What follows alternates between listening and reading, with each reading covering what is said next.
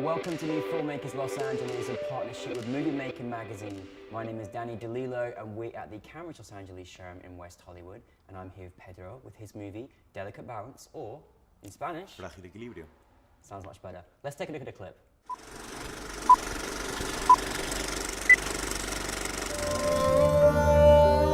El mundo vivo, y hablo de la vida en general, es como una cosa frágil, hermosa. Por eso la vida es un milagro y hay que cuidarla. Así como vamos, uno tiene la impresión de que vamos a una hecatombe, un desastre. Quand un peau blanc va en Afrique chez nous, on ouvre les bras, on l'accueille. Mais moi, j'ai l'impression qu'en Europe, quand un Africain va en Europe, ça ne les plaît pas. Ça, voilà pourquoi ils ont créé des machines à tuer au Maroc ici. Tout ça là, ce n'est plus barrière. C'est devenu quoi? C'est pas une guerre. Pedro, congratulations on your film. I have a lot to say about it. I enjoyed it thoroughly. The vision is absolutely fantastic. For those that haven't had the pleasure of seeing it, tell us a brief synopsis of your film. Thank you so much, Danny. I'm very glad you liked the film. So the film basically talks about José Mujica, which was the ex-president of Uruguay. And it's an interview and with 3 different stories, one based in Madrid about evictions, another one about immigrants in the border from Spain and Morocco, a sub-Saharan community, and the third story it's about salarymen in Japan, people that work for 20 hours a day, and it's about many topics, but I would say the main one, it's about the loss of our own freedom. Documentaries are, there to kind of take us into a world, educate us, bring us into maybe a perspective that we don't know enough about, we're not aware of, or we need to know more about.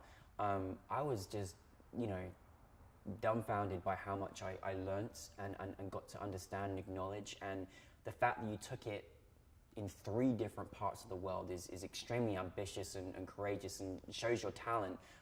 What made you come up with the idea of having these 3 places and bringing it together through the essence of freedom? What was it about these 3 places? So everything happened because my partner, Guillermo, which is a director and writer of the film, also producer, he heard a speech of Mujica in the UN and he was so moved, and he instantly felt like he was very represented about it, and then he decided to do a documentary.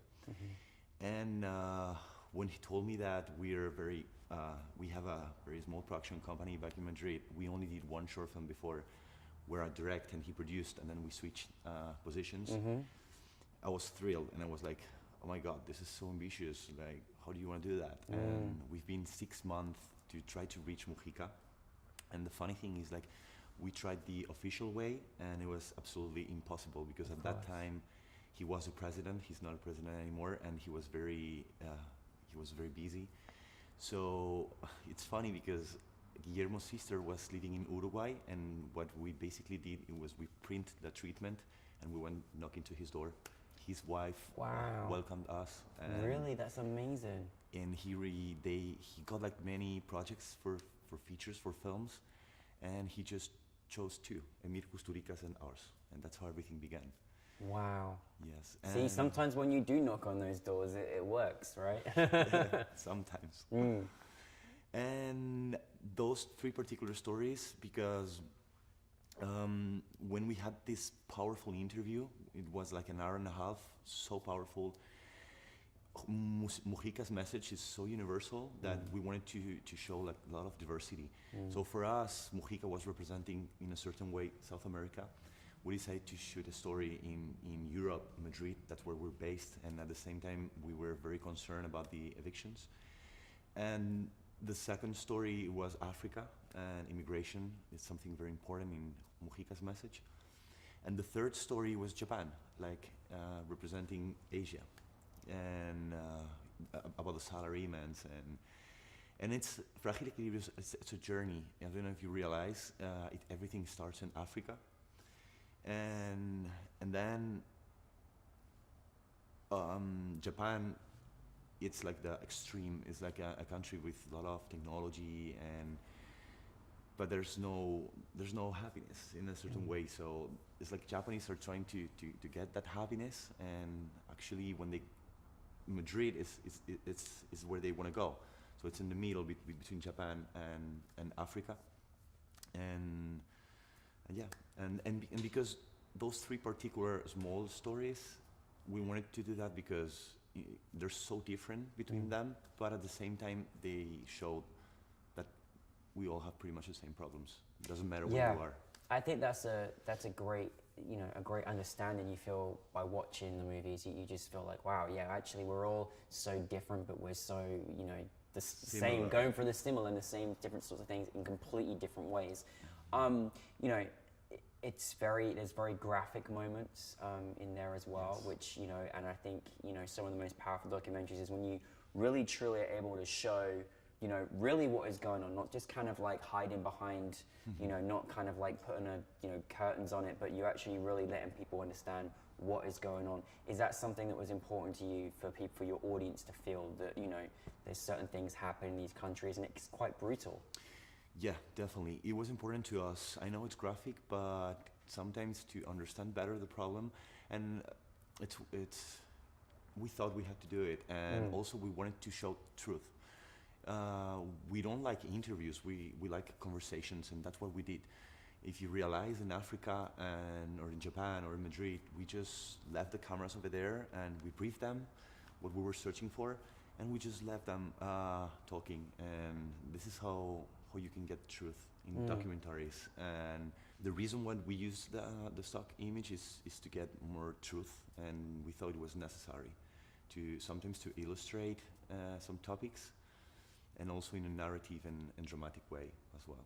I love how you said that you don't interview, but you have conversations, and I think that's an incredible approach, because then that way you're actually you're not giving questions to people, and you're actually trying to understand and have a conversation, understand their trials and tribulations, and it's not you against them. It's more of just us having a conversation. I think that's so powerful, and I think that was so great when you did have the people in your film speak. It was like, it felt very much like that. It was very intimate, which I think was certainly wonderful in your part.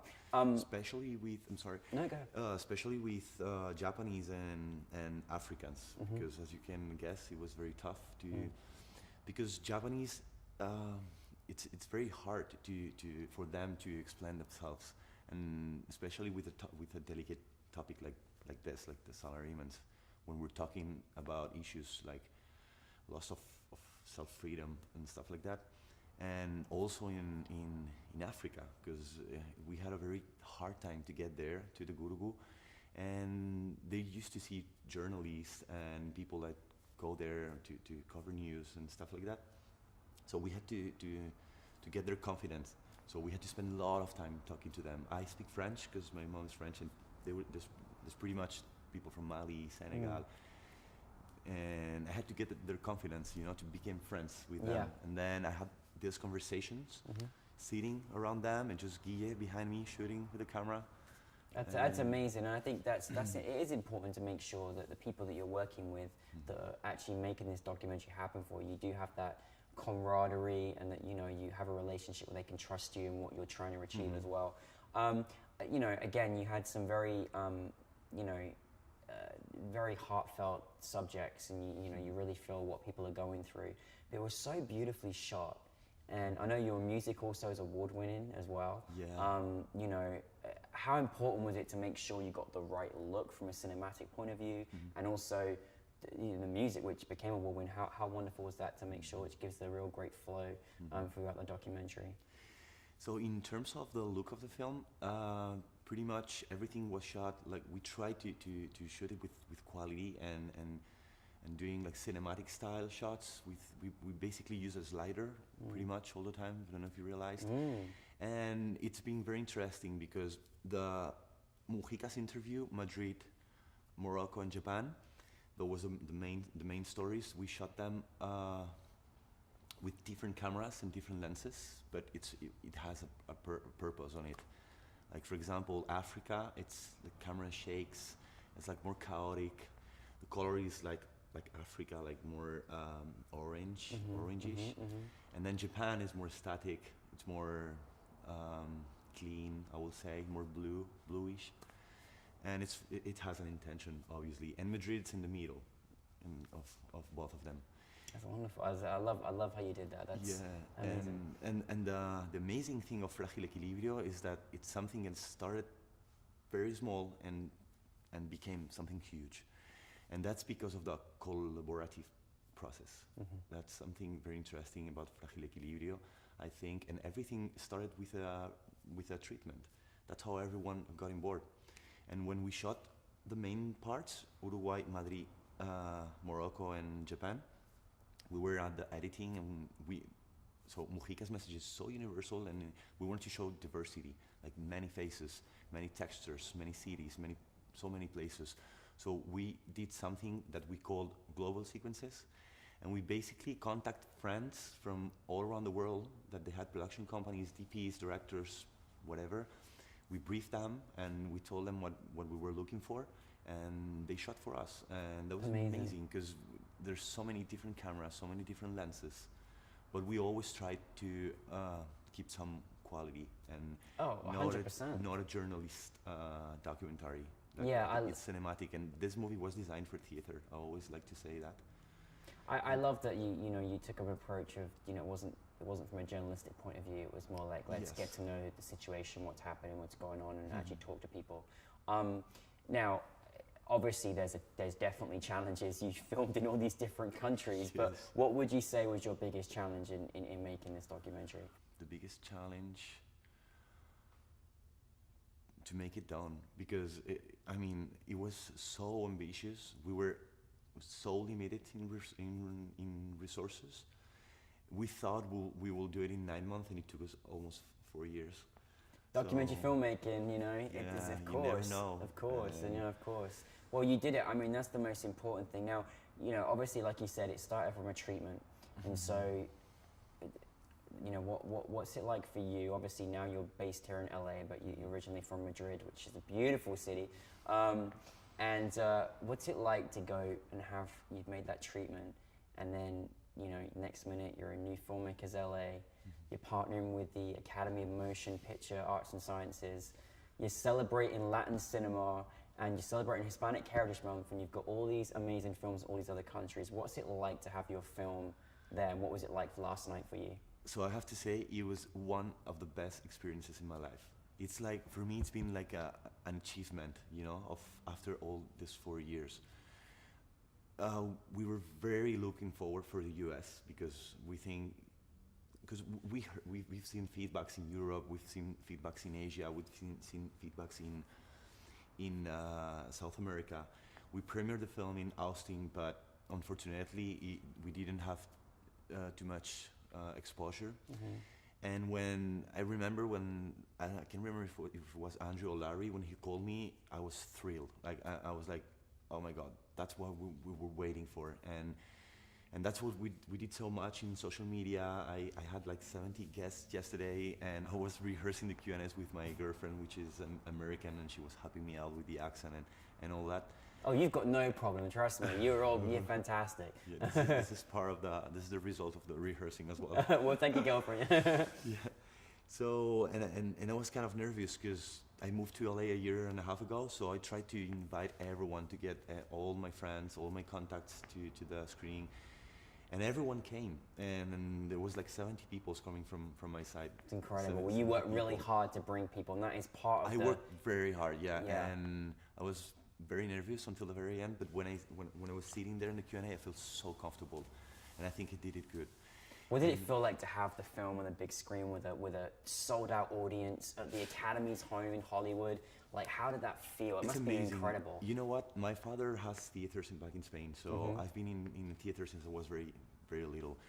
And right now, with all this VOD and all that, I like it, obviously, but it's not the same, to watch a movie in a theater, and if it's your movie, and like in the Academy, and such a great place, sold out, like, couldn't be better, I have to say. It's amazing. I have to tell you something. Yesterday, this is a crazy story. Yesterday, when I finished the Q&A, Taisuke, the Japanese, approached to me, and I was like, what are you doing here? Wow. He bought, and I posted on social media, he bought his ticket like 1 month ago. He flew from Japan yesterday morning, and he left today. He came just for the screening. He didn't tell any one of the crew. And at the very end, he came to the stage, and everyone was like this, you know? And wow. He was like, yeah, look at this. I was out in the room. I'm getting goosebumps. I wasn't even in the room at the time. That's amazing. It was amazing. It was amazing. Wow. Well, that just goes to show what your film meant to people, you know, and you had the most incredible, like, people there last night, and you had so many incredible comments from the audience, which just goes to show, you know, how important your story was and what it meant to people, and how it educated us as well. You really, really fantastic. What's next for you? So right now, I'm co-directing with Guille. Guille unfortunately couldn't come to New Filmmakers from LA, and that's the reason why, because he's in the post-production of the project we're directing together. And he's very thankful as well. And we thank him too, yeah. Yeah, and we're all very thankful. And I'm very honest with you, like all of the crew, because as I said, it's been very tough and it couldn't be better. Anyway, so we're co-directing a TV series for a VOD company in Spain called Movistar Plus, and it's about it's documentary. It's between fiction and documentary. It's something experimental, pretty risky, but I think it's great. It's gonna be great. So it's 5 episodes, 5 women, 5 different places around the Atlantic Ocean, and we already shot the pilot, which was in Greenland. Oh wow, that's incredible. Yeah, it was amazing. That's amazing. Yeah, and also right now I'm developing what I hope it will be my first feature as a director, and it's about immigration. It's based on a true story, and it happens here in LA and Mexico. It's amazing. I love your work. Like, you guys have got a great team together. I just want to see. I can't wait to see your next film, and you know, you really do us proud. And honestly, it keeps us going. When it's giving you one of the best experiences of your life, that's everything to us. Definitely. And that's what we try and do for filmmakers, and we're so grateful and proud that you shared your film with us. So thank you very much. I'm totally honest with you. Like the Goya Awards and yesterday night were one of the best moments in my life, I have to say. So we're a little bit touched. I'm about to get my Kleenex out, to be honest with you. That's beautiful. No, thank you very much, and I can't wait to see your next film, so thank you. Thank you very much.